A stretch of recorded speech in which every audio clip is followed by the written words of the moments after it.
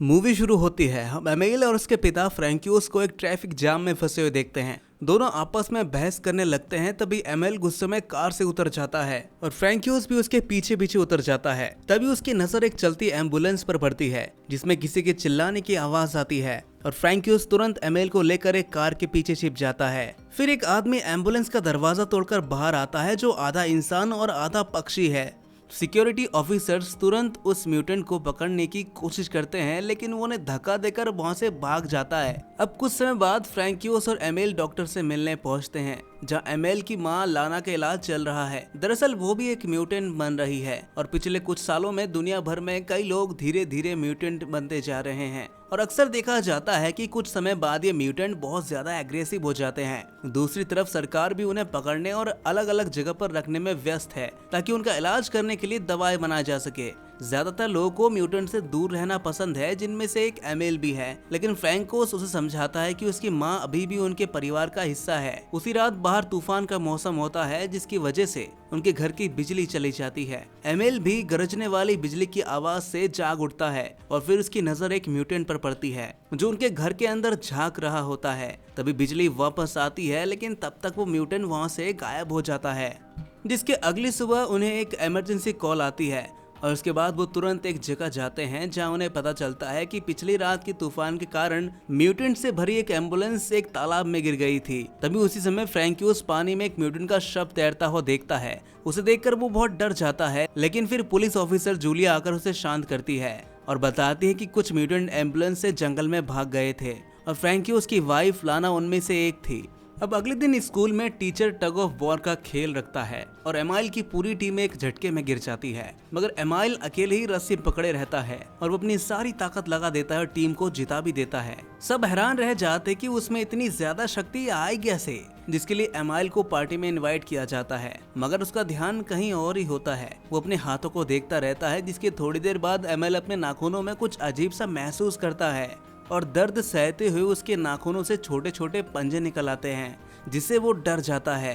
वो अपनी T shirt उतारता है और देखता है कि उसकी पीठ भी बदल रही है। वो समझ जाता है कि वो भी एक म्यूटेंट बन रहा है। उधर फ्रैंक्यूस सुपरमार्केट में होता है जहां उसकी मुलाकात जूलिया से होती है। तभी उन्हें शोर सुनाई देता है और पता चलता है कि एक कस्टमर ने किसी म्यूटेंट को देखा है, इसीलिए जूलिया तुरंत सबको बाहर निकालने का ऑर्डर देती है। लेकिन फ्रैंक्यूस उस म्यूटेंट को ढूंढने लगता है। उसे उम्मीद होती है कि शायद वो लाना हो। जब उसे म्यूटेंट मिलता है तो वो बस एक लड़की होती है जो मछली खाने आई है और डर के मारे वो जूलिया पर सामान फेंकने लगती है, लेकिन जूलिया उसे आसानी से पकड़ लेती है। अब अगले फ्राइडे को एमाइल पार्टी में जाता है। सब मस्ती कर रहे होते हैं लेकिन एमाइल को शराब से तकलीफ होने लगती है और नीना नाम की एक लड़की उसे दवाई देती है, पर एमाइल खुद को रोक नहीं पाता और नीना के हाथ चाटने लगता है, जिसे देखकर सभी बच्चे उस पर हंसने लगते हैं। वह एमाइल को भी बहुत ही शर्मिंदगी महसूस होती है और वो जंगल की तरफ भाग जाता है। अब अगली सुबह जब उसकी आंख खुलती है तो वो एक लेक के पास पड़ा हुआ होता है और उसे अपने मुंह में खून का स्वाद लगता है, जिसे थूक कर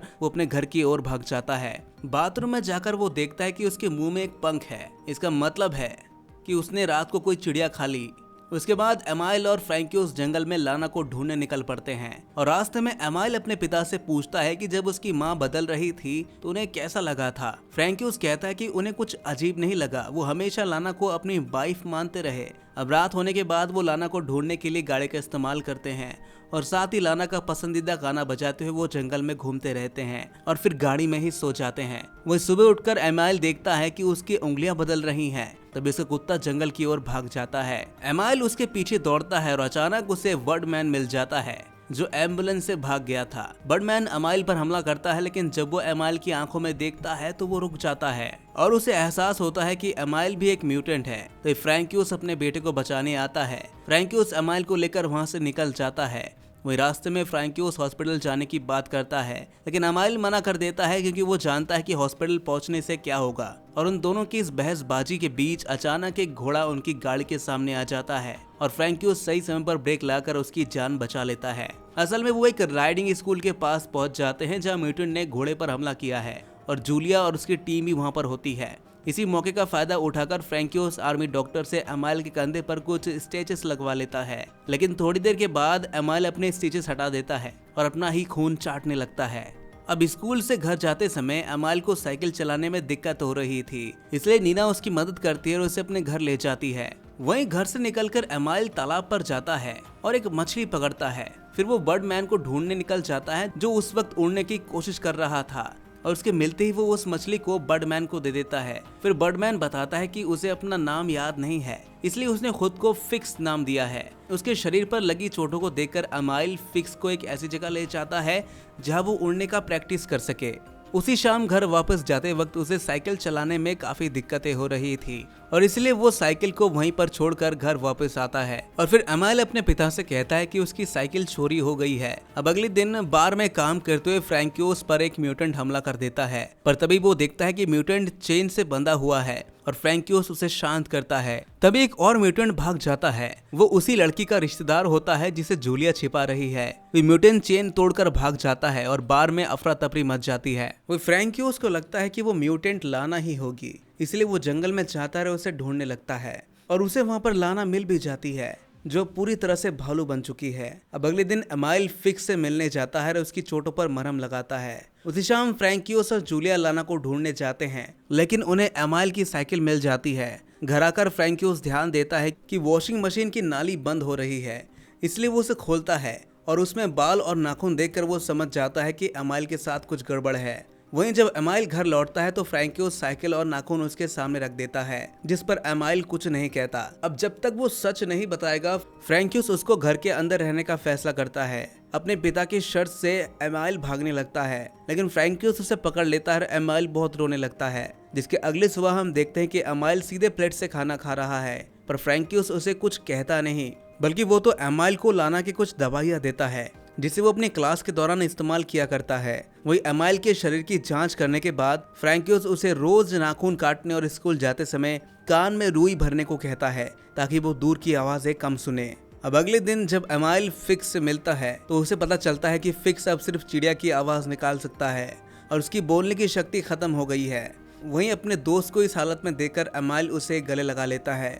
फिक्स उसे उड़ना सिखाता है। फिक्स से मिलने के बाद एमाइल मेले में जाता है जब फ्रैंकियोस भी काम कर रहा होता है। फ्रैंकियोस बहुत गुस्सा होता है क्योंकि उसने एमाइल को सबसे छिपने के लिए कहा था, जिसकी वजह से उनके बीच फिर से बहस हो जाती है और फिर झगड़ा हो जाता है। अब एमिली अपने पिता के कंधे को काट लेता है और गुस्से में वहां से निकलकर एमाइल नीना से मिलता है।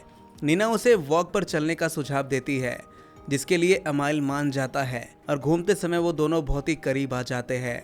और जब एमाइल अपनी टी शर्ट उतारता है तो नीना उसका बदला हुआ शरीर देखती है, लेकिन नीना घबराती नहीं क्योंकि वो पहले से ही जानती थी इस बारे में। वहां से वापस आने के बाद जब एमाइल बाथरूम में जाता है तो एक लड़का उसे घेर लेता है। उसने एमाइल को नीना के साथ देखा था और वो एक खास डिवाइस से अजीब से आवाज निकालता है और इस आवाज से एमाइल परेशान होने लगता है, इसलिए वो उसे धक्का मारकर वहां से भाग जाता है। लेकिन इसी दौरान उस लड़के के मुंह पर खरोच लग जाती है और फिर वो सबको बता देता है कि एमाइल एक म्यूटेंट है, जिस वजह से लोग हथियार लेकर एमाइल को ढूंढने लगते हैं और एमाइल डर के मारे खेतों में छिप जाता है।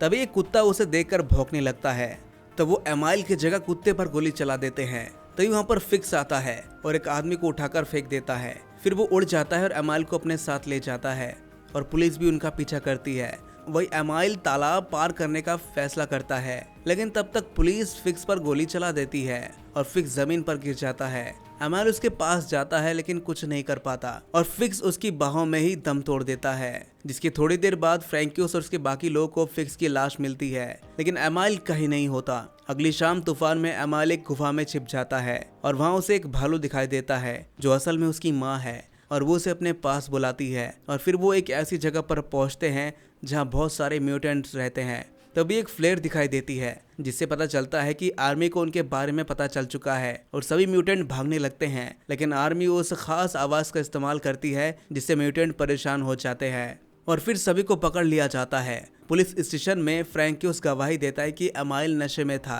पुलिस जमानत के लिए एमाइल के साइन मांगती है, लेकिन एमाइल का शरीर इतना बदल चुका होता है कि वो पेन तक नहीं पकड़ पाता। वो गलती से कागज फाड़ देता है। जैसे ही पुलिस वाले ने उसे दूसरा कागज दिया तो एमाइल उसे ही घूरने लगता है, जिस वजह से फ्रैंकियोस पुलिस वाले को धक्का देकर बेहोश कर देता है और खुद पेपर पर साइन कर देता है। और फिर वो एमाइल को वहां से ले जाता है, लेकिन पुलिस उनका पीछा करती है। पर फ्रैंकियोस एमाइल से वादा करता है कि वो उसे कैद नहीं होने देगा और उसे जंगल में छोड़ देता है। और इसी के साथ ये मूवी यहीं पर खत्म हो जाती है। तो दोस्तों कैसी लगी आपको एक कहानी, कमेंट में ज़रूर बताइएगा। और ऐसे ही मूवीज एक्सप्लेनेशन देखने के लिए हमारे इस चैनल को सब्सक्राइब ज़रूर कर लीजिएगा।